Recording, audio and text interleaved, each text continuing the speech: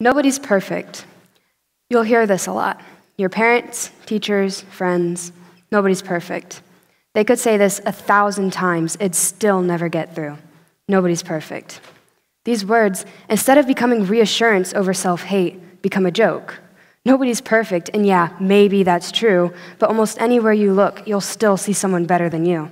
Because no, nobody's perfect, yet society still paints this image of what we should be. And unless you're lucky, it won't be what you are.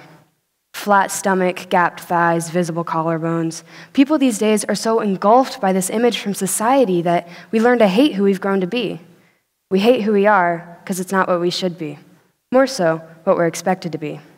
But those so-called flaws, they're not something only you see. Everyone can see, which leads to the names. Loser, fag, fatty, freak, they're all more common than you think, and they almost always lead to worse. Worthless, pathetic, waste, alone.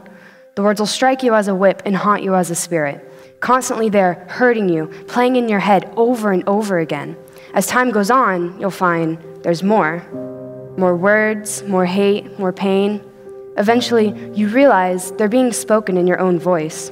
Stuck in a world full of bullies, you've grown to take their place and start hurting yourself, both mentally and physically. But they're wrong. They have to be wrong. If they weren't, then we wouldn't still be here. Yet, that dark cloud over your head just won't get the memo.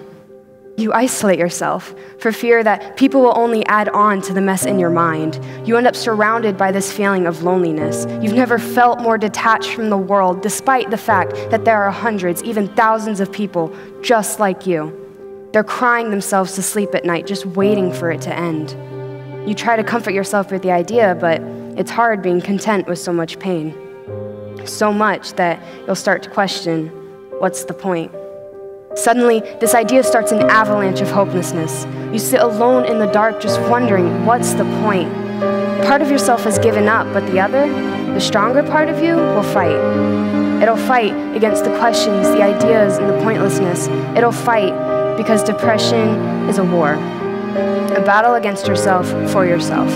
With depression, every thought is a bullet, every movement a punch, every word a stab in the heart. To get through, you have to develop a strong enough shield. It'll fight because depression is a thief, stealing the light at the end of the tunnel, the rainbow after the storm. You'll have to take your happiness back. It'll fight because depression is a zombie. You're alive, but seem and act as if dead. You'll have to bring yourself back to life. It'll fight because depression is a nightmare, one where everything seems impossible to bear. You will have to fight because depression is a murderer. It killed the girl I used to be and has shaped who I am now. Depression won't let me see myself. I look in the mirror and I don't recognize what's looking back. Instead, there's a mess, a hideous, disgusting mess of a human being. But frankly, I'm not the only one with a disfigured reflection. People, the ones like me, they'll shove their fingers down their throats, forcing out the so-called flaws, or maybe just not eat to try and be what's deemed as perfect. But when they don't fit that image, they'll punish themselves. Taking silver to their skin, scratching at their wrists, just trying to get the monster within, they'll punish themselves for not meeting society's standards. We end up trapped here, scarred wrists, empty stomach, teary eyes. You have to realize that depression is a daily struggle to survive, not only having to deal with being insulted by those around you, but by yourself as well. You'll question, what's the point?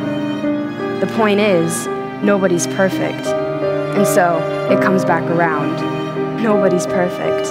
Because maybe we don't look how we want, maybe our personality isn't what we think it should be, and maybe people aren't the kindest to us. But nobody's perfect.